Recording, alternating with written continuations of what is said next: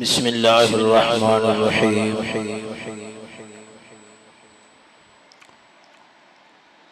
الصلاة والسلام علیکہ یا سیدی یا رسول اللہ وعلا آلکہ وصحابکہ یا سیدی یا خاتم النبیین۔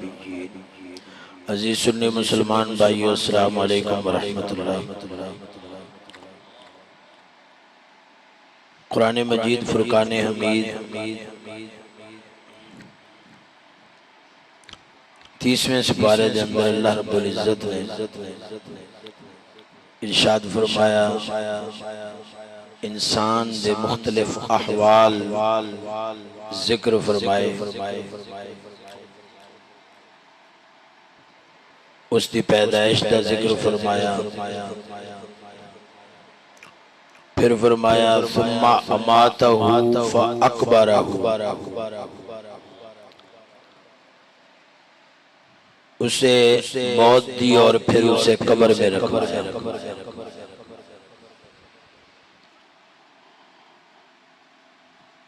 موت کے بعد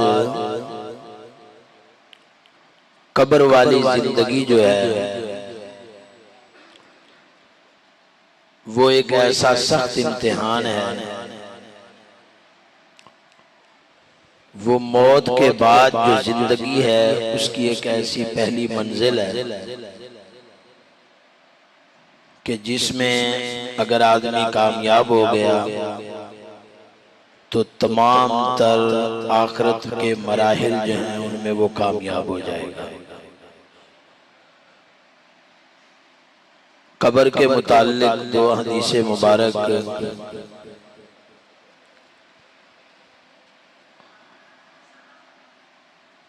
ایک سیدہ صدیقہ ام المومنین حضرت سیدہ عائشہ رضی اللہ تعالی عنہ سے روایت ہے کہ ایک یہودیہ عورت آئی آپ کی بارگاہ میں اور اس نے کہا اعاذک اللہ من عذاب القبر۔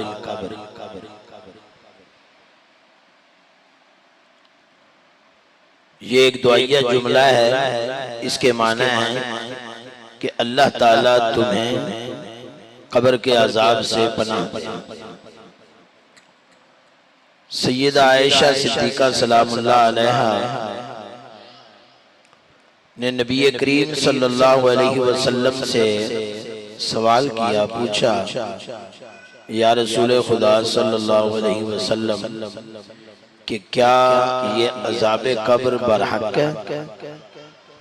قبر میں اس طرح کا سوال ہوگا جو ایک سخت قسم کا کڑا امتحان ہوگا؟ نبی کریم صلی اللہ علیہ وسلم نے فرمایا نعم عذاب القبر حق، عذاب قبر حق۔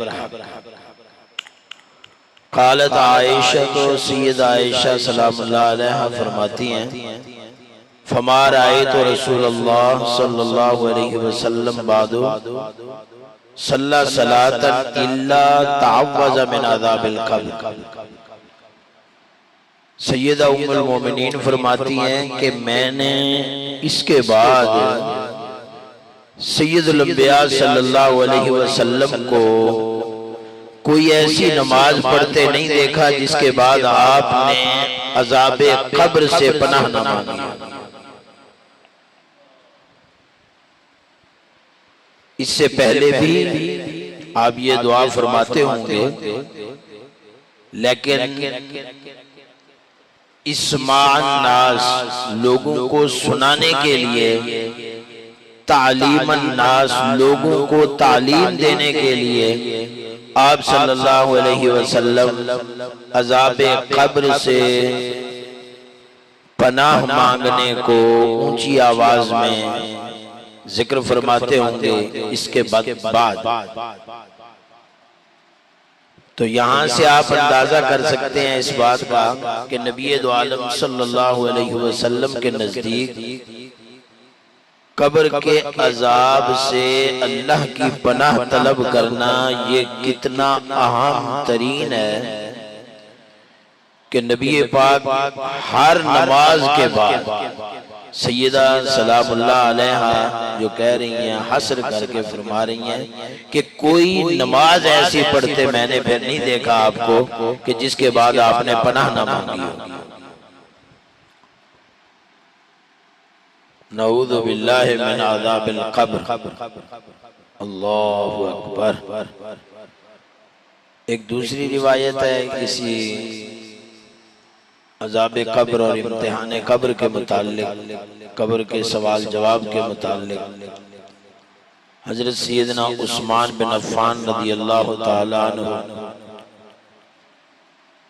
آپ کے متعلق آتا ہے کہ انہو کان اذا وقف علی قبر بکا حتی یبل لحیتہ۔ اللہ اکبر۔ آپ جب بھی کسی قبر کے پاس کھڑے ہوتے ہیں تو اس قدر روتے کہ آنسوؤں کے ساتھ اپنی داڑھی کو تر کر لیتے ہیں۔ فقیل لہو، آپ سے عرض کی گئی، تذکر الجنت والنار فلا تبکی، آپ جنت اور جہنم کا بھی تو ذکر کرتے ہیں لیکن اس وقت اتنا نہیں روتے جتنا عذاب قبر کو ذہن میں متصور کر کے قبر کے قریب جتنا آپ روتے ہیں شدت کے ساتھ۔ کیا وجہ؟ فقالا، تو حضرت عثمان بن عفان نے فرمایا، ان رسول اللہ صلی اللہ علیہ وسلم، نبی کریم صلی اللہ علیہ وسلم نے فرمایا، ان القبر اول منزل من منازل الاخرہ، کہ یہ جو قبر ہے یہ آخرت کی منازل میں سے پہلی منزل ہے۔ فَإِن نَجَا مِنْهُ فَمَا بَعْدَهُ أَيْسَرُ، جو یہاں سے نجات پا گیا اس کے لیے اگلی منزلیں بھی آسان ہیں۔ وَإِن لَمْ يَنْجُ مِنْهُ، اور اگر یہاں سے نجات نہ مل سکی، فَمَا بَعْدَهُ أَشَدُّ مِنْهُ، تو بعد والے عذاب اس سے بھی زیادہ سخت ہوں گے۔ اللہ اکبر کبیرہ۔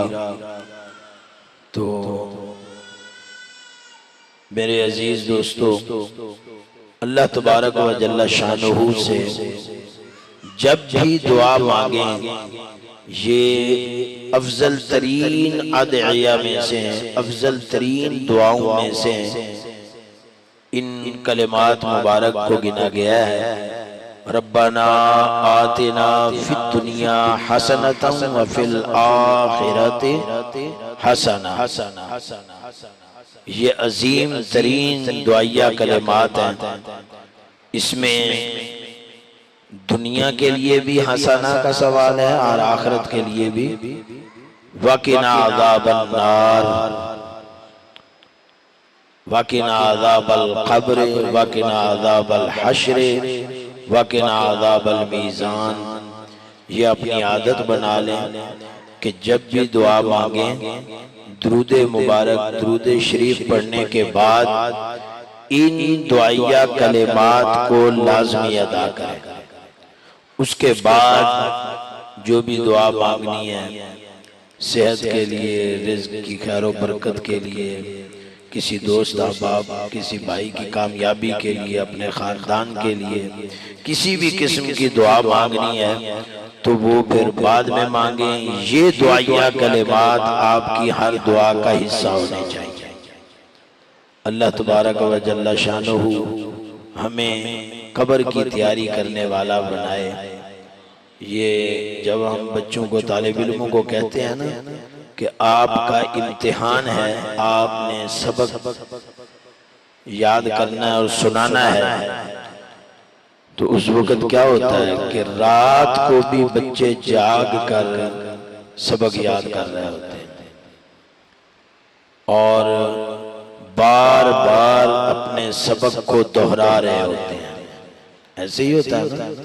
تو کیوں بار بار دہرا رہے ہوتے ہیں کہ وہ ممتحن جو امتحان لینے والا ہے اس کی ہیبت اور اس کے خوف کی وجہ سے کہیں ہم بھول نہ جائیں، ہمیں وہ سبق صحیح طرح سے ذہن نشین ہو کہ جب وہ ہم سے سوال کرے تو ہم فوراً اس کا جواب دے دیں۔ تو یہ جو ذکر، اذکار، دعائیں، نماز، یہ تہجد جو ہم بھی عبادات کرتے ہیں، یہ اسی امتحان کی ایک تیاری ہے۔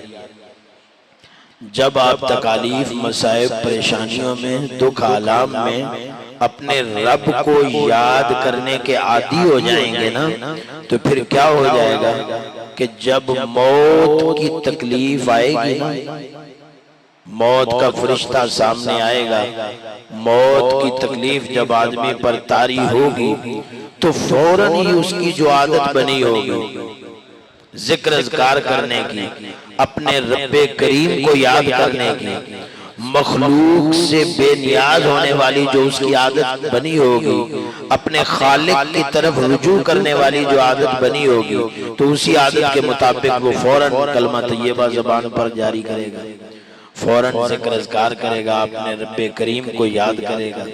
پھر اسی طرح قبر کے اندر جا کر بھی جب وہ عادت مستمرہ، ایک مستقل اس کی عادت قائم ہو گئی ہوگی کہ جب تکلیف پریشانی دیکھے تو فوراً اپنے اللہ کو یاد کرے، فوراً اپنے رب کو یاد کرے، تو یہ عادت بندے کو امتحان میں کامیاب کر دیتی ہے۔ اللہ تبارک و جل شانہ ہمیں اعمال کو وسیلہ بنانے والا بنائے۔ اولیاء کرام کو جو ہم وسیلہ سمجھتے ہیں وہ بھی اس بنا پر کہ اعمال صالحہ کرنے والے ہیں وہ، اور وہ اعمال صالحہ کر کے تو ہمارے لیے دعا کرتے ہیں، تو اس لیے وہ وسیلہ بنتے ہیں۔ تو بھائی میرے، جو قطعی وسیلہ ہے وہ انسان کے اپنے اعمال ہیں، اور یہ بھی امید ہے، مجھے اب افسوس ہوتا ہے اس بات پر جب اس میں غور کرتے ہیں کہ ارے اللہ کے بندو، اتنا تو یقین اپنے عمل پر جائز نہیں جتنا یقین ہم کسی دوسرے کے عمل پر کر کے تو بھروسہ کر کے بے عمل ہوئے پھرتے ہیں۔ ہمیں چاہیے کہ ہم اعمال صالحہ کریں، قبر کے لیے اپنے آپ کو تیار کریں۔ یہ وہ حضرت عثمان غنی ہیں جن کو خود سید الانبیاء صلی اللہ علیہ وسلم نے جنتی ہونے کی بشارت دی، ایک بار نہیں کئی بار قرآن مجید نے ان کو جنتی ہونے کی بشارت دی۔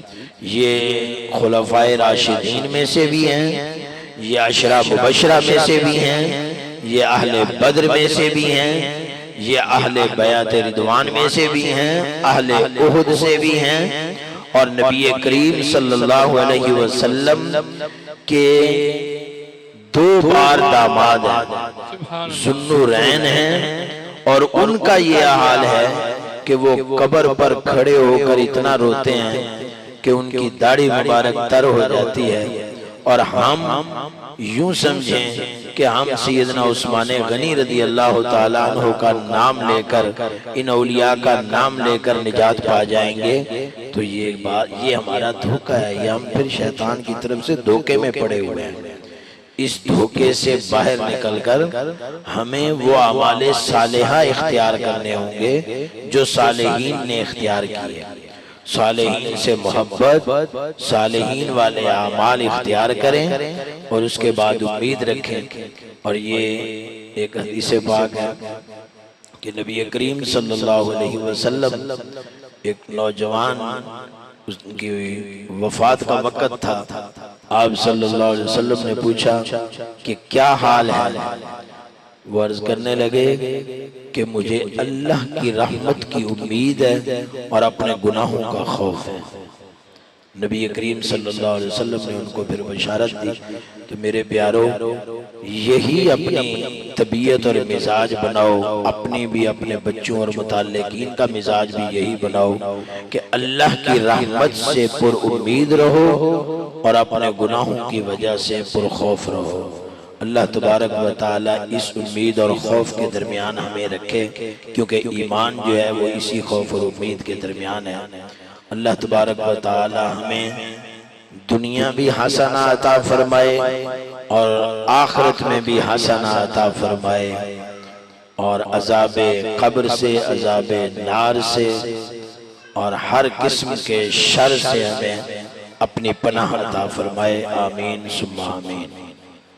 درود و سلام